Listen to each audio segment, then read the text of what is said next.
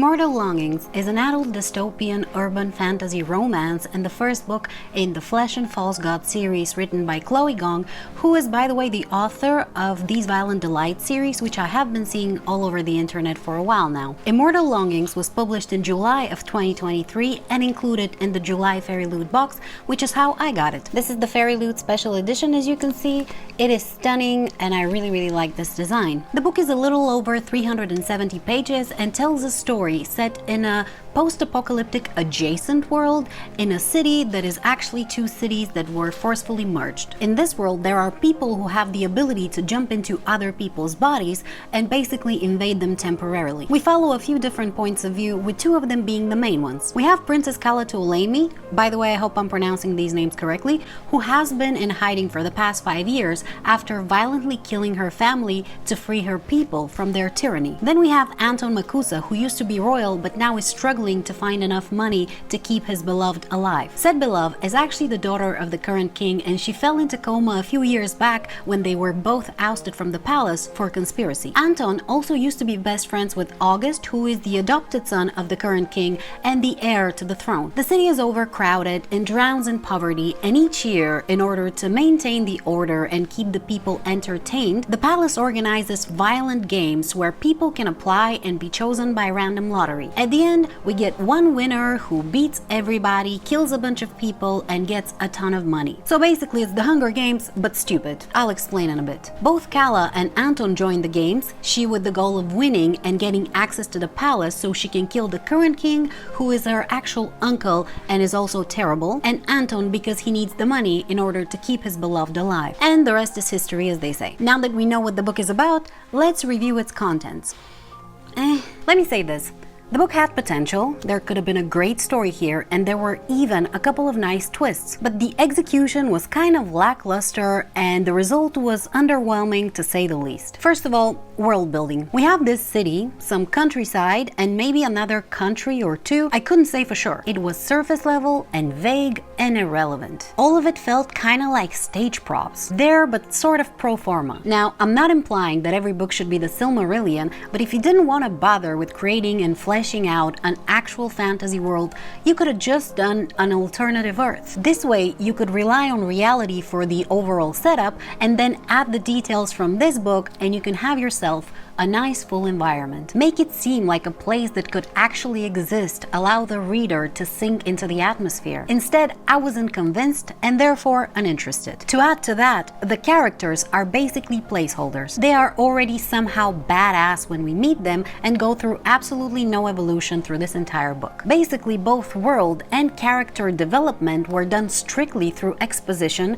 which was so dense and uninteresting that I was considering DNFing the whole thing at about 15 to 20%. Worst of all the characters was our main protagonist, and I'm doing the air quotes because this woman is less worthy of being a protagonist than most villains I have read in books. She has nothing to offer but rudeness, stupidity, selfishness, and cigarette smoke. I can never understand why so many contemporary authors who want to write strong female characters can only imagine them as lacking all femininity. A woman doesn't have to be masculine to be worthy of respect. A woman doesn't have to be nasty to be worthy of fear. And a woman doesn't have to be sarcastic to imply depth. I feel like we're losing all sense of subtlety by the day here. To add insult to injury, the plot is basically just as shallow and half-baked as the world building and the characters. It tries to be dramatic and high octane, but despite all the action and badassery that we're told about, it isn't actually impactful because it falls apart under the slightest scrutiny. In order to give you one simple example, I'm gonna have to venture into some spoilers here, so if you'd like to avoid them, please skip to this timestamp. You've been warned. The main reason for Kala to join the games is so she can get access to the palace and kill the king, right? But then she gets into this deal with August to get help winning the game so she can execute her plan more easily. And my question is, why go through all this nonsense? August is the crown prince. He could have given her a key or a map or hired her as a maid or concocted some other more subtle way to get her access to the palace and allow her to kill King Kasa. And nobody would have ever known. You can't tell me that this insane jumping through hoops was the easiest, most rational way to go about this. It's like taking a route through Australia on your way from New York to London. This stupid plan requires them both to now go through way more trouble, way more publicly. Kala has to risk her life repeatedly and kill a whole bunch of people, which, considering the fact that she's fighting tyranny with mass murder, is hilarious. Continuously interfering with the most watched event in this country, city.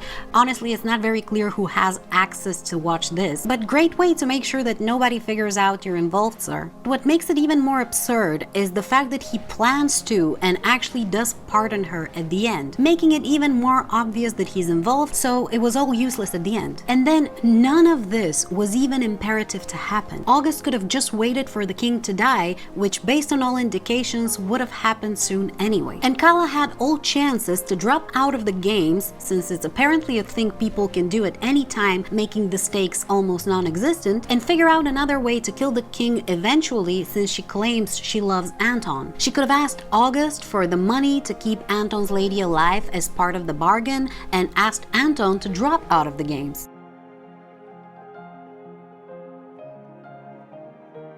There were other ways. Easier, less violent, more convenient, but they are never even explored because plot reasons. In my opinion, the author had no proper base for this story, she had no proper foundation to build it upon, and therefore every single look beyond the bare surface of this story tumbles the whole thing as a house of cards. So now, you have no proper world and atmosphere to look forward to, you have no compelling character growth to follow, and you have no intriguing plot to keep you interested. What about romance? Well, I don't know if I can call this the worst offense of all, considering how bad the rest of it was, but let me tell you, it's up there in the running. We have basically insta-love between two characters that have nothing between each other but physical attraction.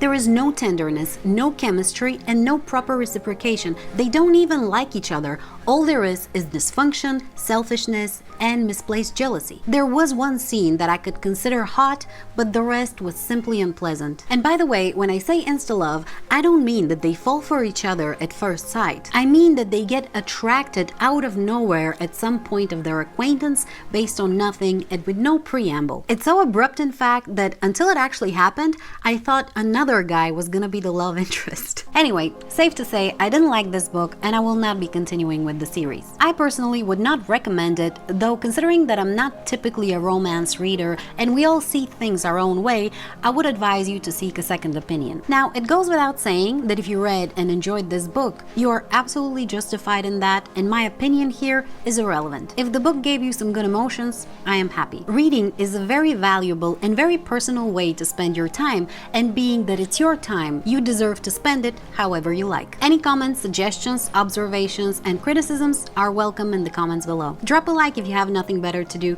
Thank you for listening to my nonsense, and have a great day. Bye!